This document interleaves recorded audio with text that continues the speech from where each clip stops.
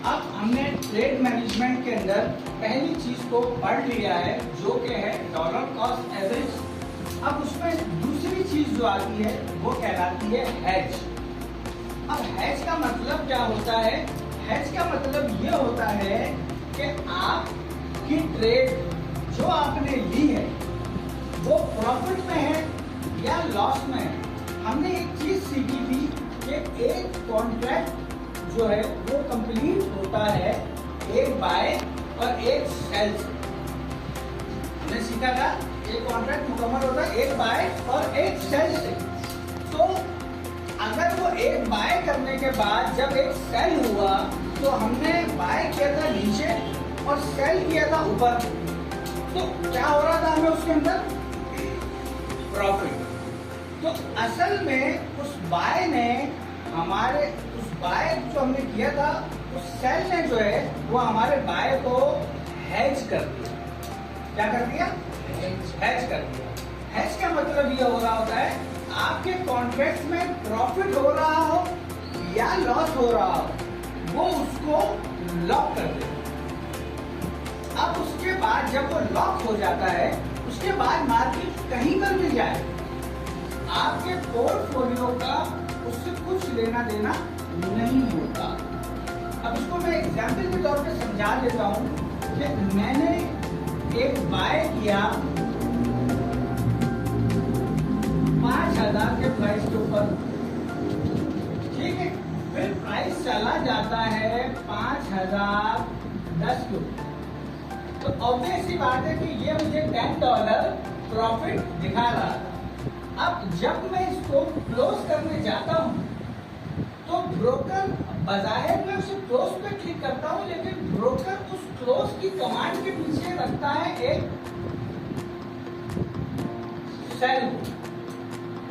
Button close का press हो रहा है लेकिन उस क्लोज के बटन के पीछे जो कमांड लगी हुई है वो लगी हुई है सेल कर देगी।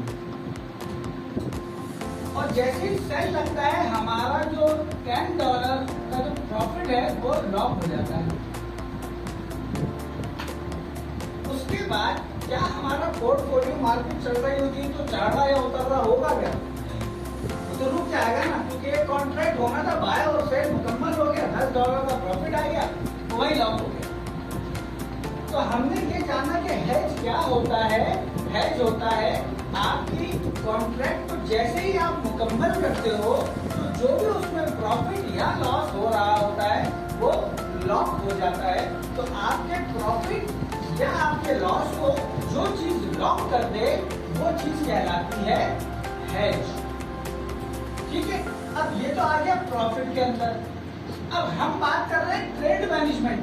तो ट्रेड मैनेजमेंट में प्रॉफिट वाली ट्रेड तो हम मैनेज ऑलरेडी हुई भी है, ऐसा ही है।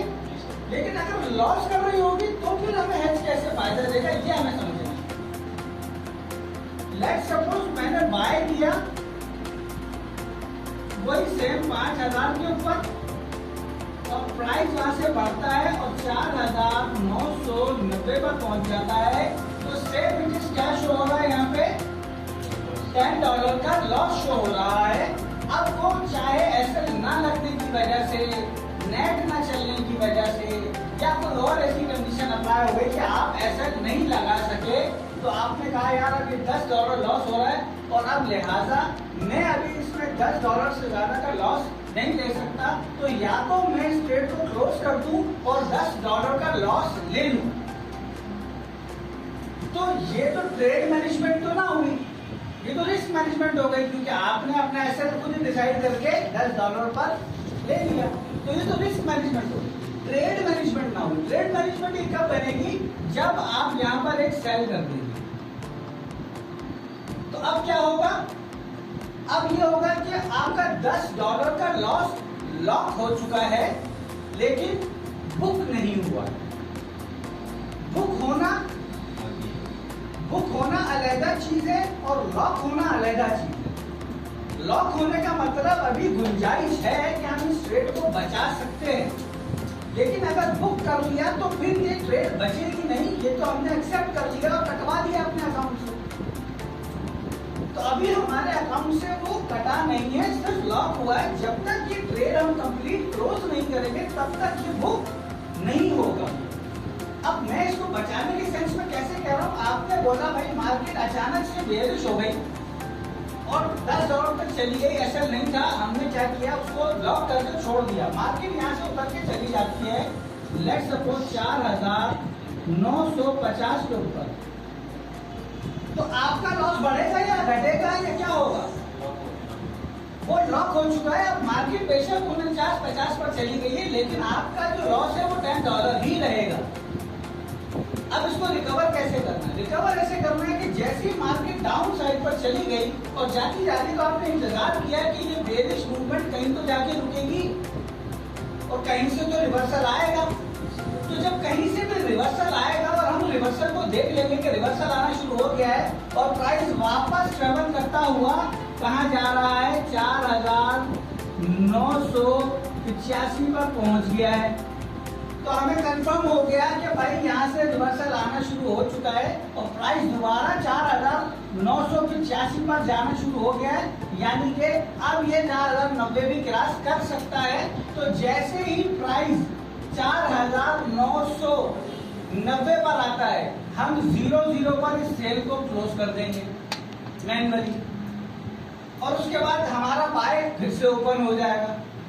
अब ये पहले ओपन करना रिस्की था क्योंकि कहां तक जा सकती है मार्केट हमें पता ही नहीं था, तो हमने इसको लॉक करके मार्केट को नीचे जाने दिया और जब मार्केट रिवर्स होकर वापस ऊपर आने लगी और हमें रिवर्सल कंफर्म हो गया तब हमने इसको खोलने का रिस्क लिया और हमने रिस्क लिया और 90 के करीब पहुंचे पे शेयर को क्लोज कर दिया, तो रह क्या गया हमारा सिर्फ एक बाय। अब मार्केट अगर 95 पर चली जाती है वहां जाकर हम एक और सेल कर देते हैं, तो अब हमारा लॉस कितना हो रहा होगा?